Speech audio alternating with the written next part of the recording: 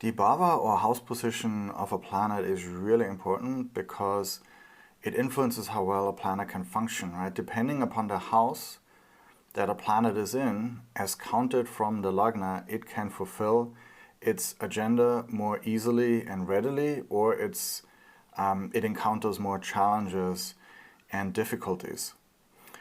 And we are talking here about the house placement as counted from the lagna, so the full sign houses and not the bhava cusp.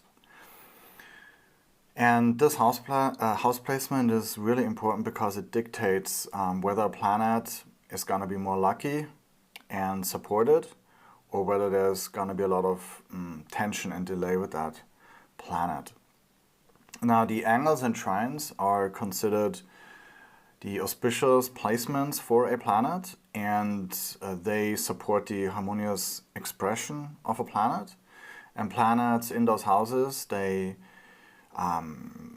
make us lucky, and they give opportunity, and life flows effortlessly in the right direction. In contrast, the dushtanas, the 6, 8, and 12 houses, and to a minor degree also the 2nd, 3rd, and 11th house, they are inauspicious placements for a planet, and they're going to cause disruptions. Particularly the dushtanas, the 6th, 8th, and 12th house are very troublesome. They create the biggest obstacles and setbacks. They make it really as hard as possible for a planet to function properly. And the 2nd and 3rd and 11th house, they are minor unfavorable placements. They make life a little bit more difficult than it needs to be, but they don't throw us into these crises or tragedies like the dushtanas do. And so overall we can say that the vargas, where most planets are in angles and trines, they give us luck, and we have better results in those areas of life, right? We just like those areas of our life more. And the reason is simple, because our life is just so much better there, okay? Now the vargas, where most planets are in difficult houses, particularly in those dushtana houses, these are the areas of life where we face constant struggles.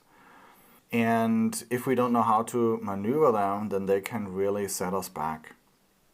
Now again, I want to repeat this again, that we are talking here about the full sign houses as counted from the lagna. So these are not the house cusps, these are the full sign houses as counted from the lagna. And you will see that when we get into the examples.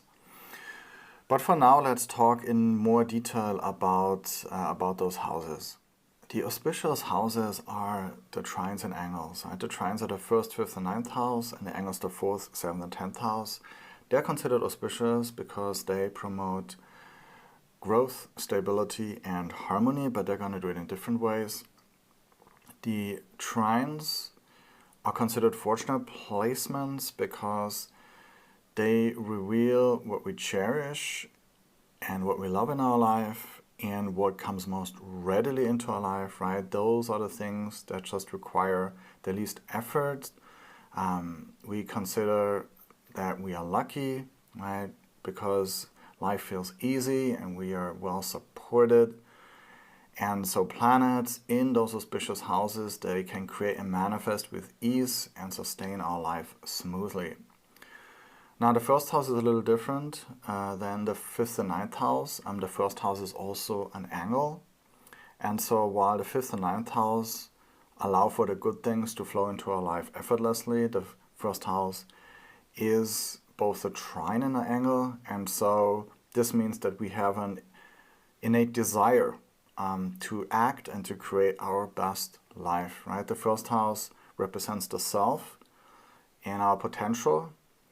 And as a combined self and action house, this means that the 1st house sort of represents sort of the drive towards fulfilling our purpose on earth.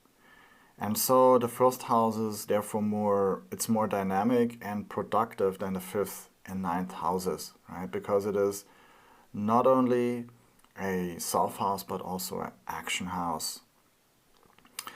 But all three trine houses are excellent placements for a planet in a Varga. The first house is the foundation of a Varga, and it represents the overall theme and the potential of a Varga, right? So planets in the first house are a natural part of who we are and flow naturally into our life, right? They easily come to us and we naturally have more of it.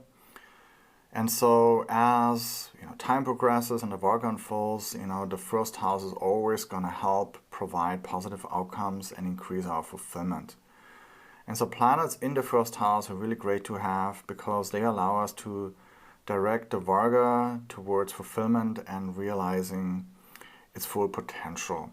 The fifth house represents the intelligence to express our creative ability to make the world a better place.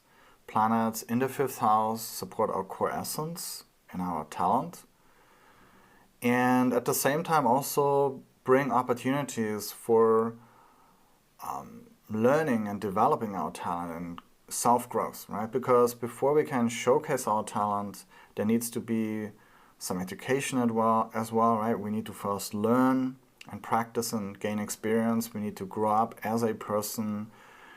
And then gradually we can become the master of our craft and do things better than others and make a name for ourselves. So all of this is the fifth house, and the fifth house therefore rules creativity, fame, and also enjoyment. Right? Because it is an enjoyable process to cultivate our innate talent and do something unique for the betterment of the world. And so planets in the fifth house, they naturally contribute to a Varga and make the Varga more enjoyable, right? They represent the things in our life that are innate to us, that readily come to us, and what we can do to create something beautiful and unique.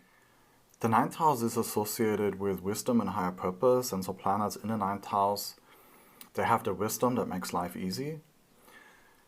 Those planets, they access the higher guidance of the universe or teachers, mentors who are supportive of our path. And so with that assistance, we readily get what we need to pursue our broader life goals.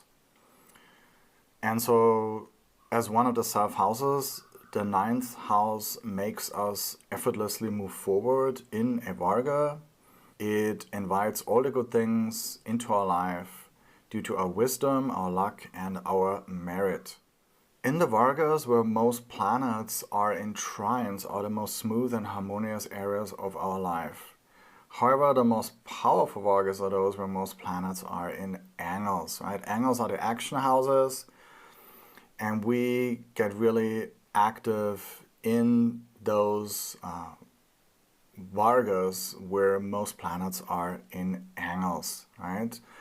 It's sustained action that produces the biggest results. And so it's the action houses that produce the biggest things in our life. So now the fourth house governs our emotional well-being and our inner foundation, and planets in the fourth house shape our ability for inner peace and emotional fulfillment. And it is those planets that create an environment that makes us feel safe and secure. And so in any Varga, where planets are in the fourth house, so we get really active about, being happy and feeling good and nurturing others. The seventh house relates to partnerships and interactions with others.